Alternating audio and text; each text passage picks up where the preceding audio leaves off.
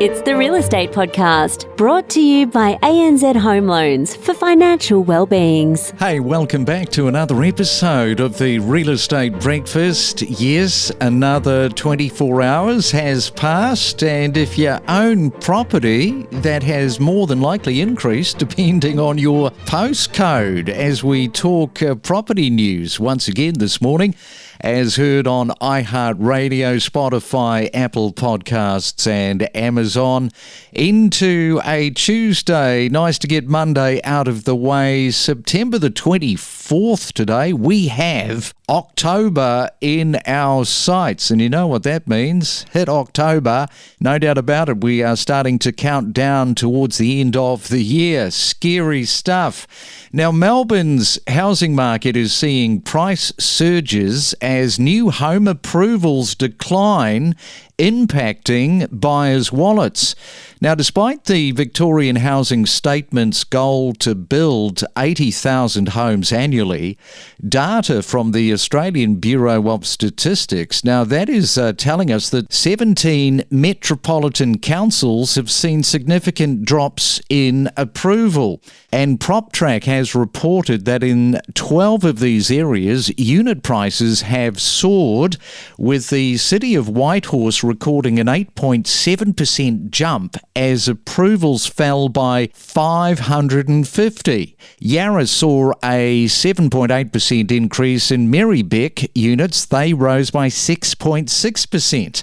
Now, the growing demand, of course, as you and I well know, it is fueled by Victoria's booming population. Yes, the migration that is happening there, it's outpacing the supply of new housing, and as a result, that is driving up property prices. So Melbourne has to get those building approvals up without a doubt.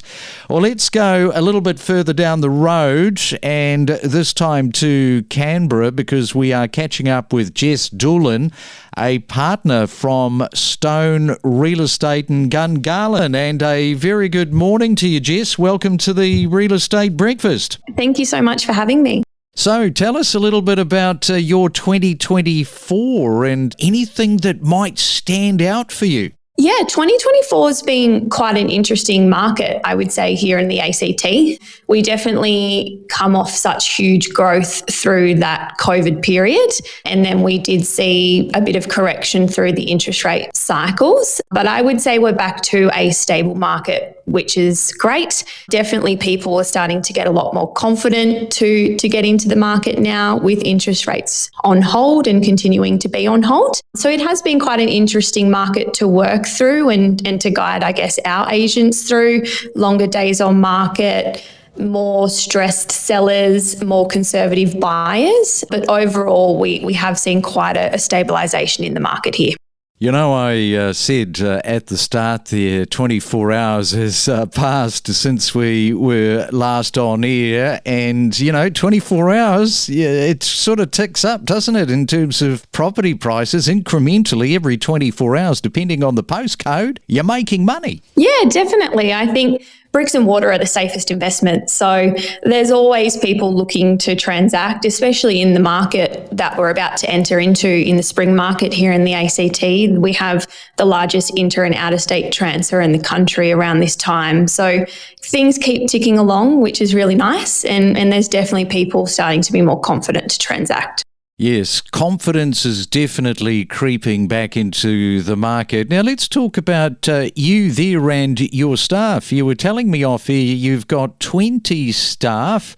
You've got the largest market share and pretty much driven by women. I mean, more and more women executives in these organisations are really driving real estate sectors. Seems like you're one of them. Yeah, we definitely have a wonderful office here. We are an office that is run by females, which is fantastic. And we do have a very young, vibrant office, which I think is quite refreshing in the marketplace that we are in. The median age in our marketplace is about 34, 35. So I do feel a lot of those families love to work with female agents and with younger agents that are coming up with new energy, more enthusiasm, etc. So we've been very fortunate to grow our business through the COVID period, which could have gone one way or the other, but we grew with the market share in the area.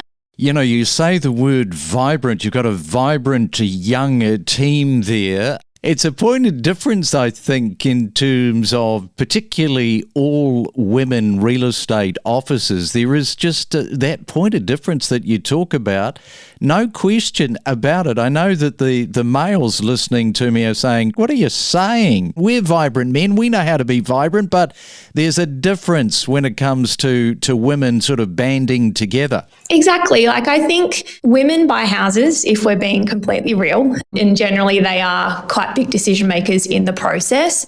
I think it's also worked as we entered into quite an uncertain environment post-COVID and with our interest rate hikes. I feel as a woman that nurturing touch definitely helped our clients become more confident, whether buying or selling. So I do think that natural empathy and that emotional side of things that comes with being a female in this industry has definitely assisted us in guiding clients through.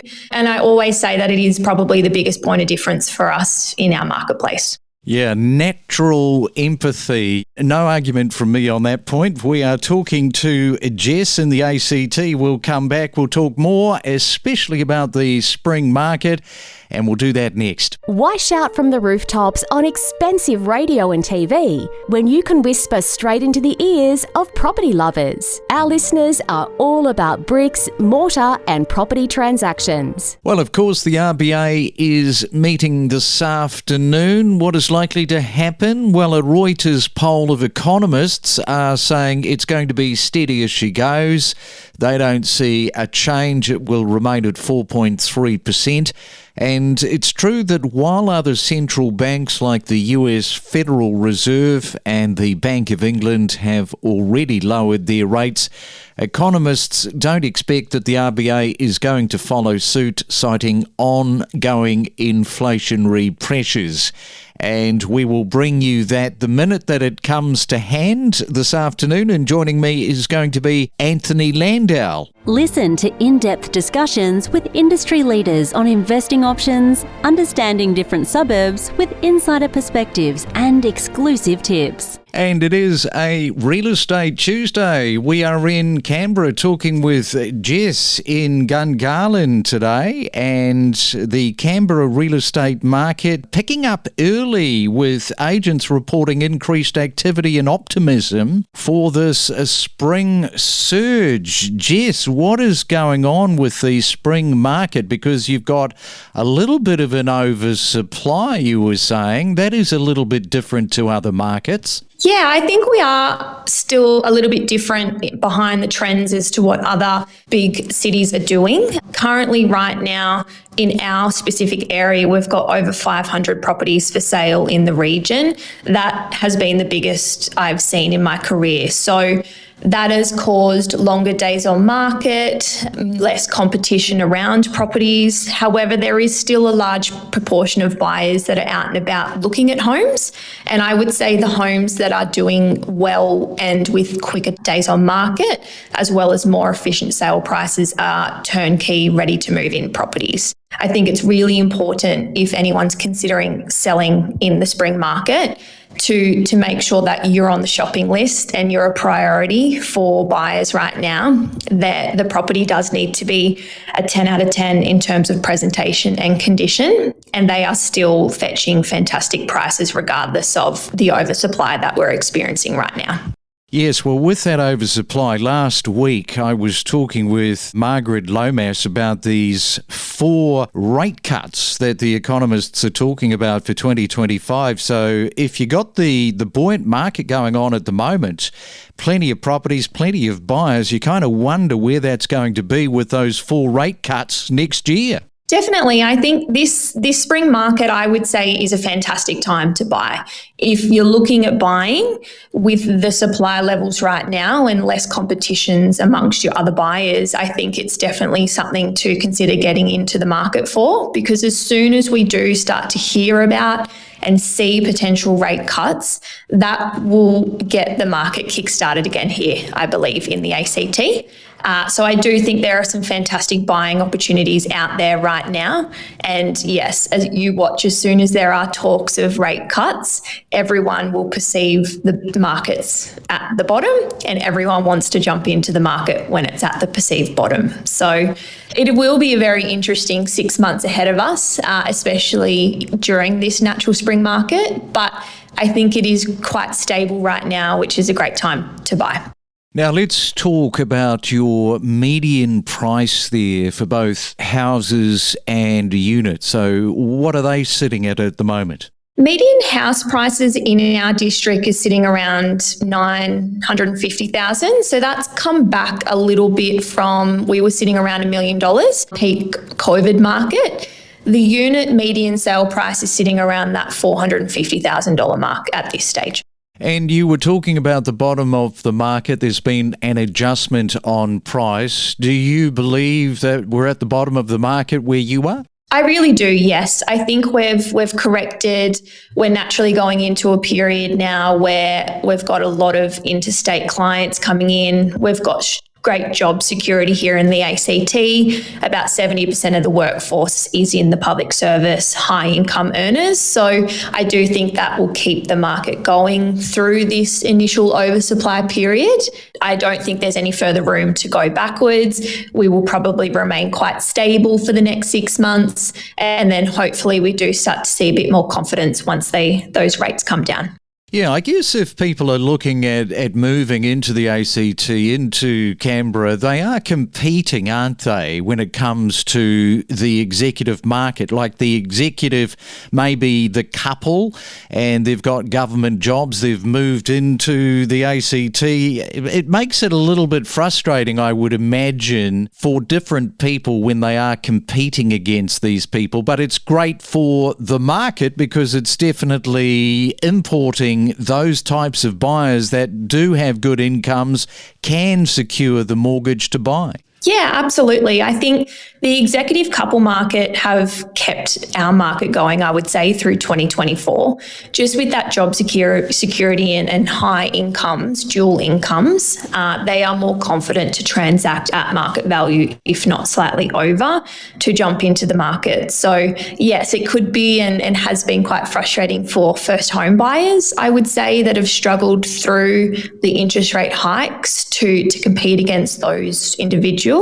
However, it has been really nice to have them out and about to keep the market quite stable here. Well, great to find out a little bit about your corner of Australia and your team this morning, Jess. Is there anybody that you would like to do a shout out for? Perhaps it's some of your team members or somebody else? I think I'd just like to have a huge shout out to the whole office. They're super supportive. I think everyone's been working extremely hard in quite a challenging market here. So I'd just like to let everyone know in the office that we're super proud of them and to keep going. Christmas is just around the corner. So I think, yeah, it's been really nice to watch everyone grow in our team through this market cycle. All right then, Jess, fantastic. Well, you enjoy your Tuesday and thank you so much for coming on to the Real Estate Breakfast this morning. Thank you so much for having me. Don't navigate the real estate market alone. Let us help guide you in the world of real estate every day. Make better informed decisions with the latest news and insights. In terms of households, indicating about 32% of their income is paying rent at the moment, which is a record high. I think that's true for these rent figures. So 32% of income going to rent is crossing that 30% threshold. That is a good rule of thumb to have in mind. But obviously that average obscures the fact that we talk to lots of renters who might be spending 45%, 60% of their income on rent. And often that means you've got a pretty low income. So what's left over is also quite a small amount. And I think particularly for those people who have lower incomes, that 30% limit is especially important to be getting people below that so they can afford their rent, but also afford the other essential costs of living. We connect you to the best real estate information across Australia. The Real Estate Podcast.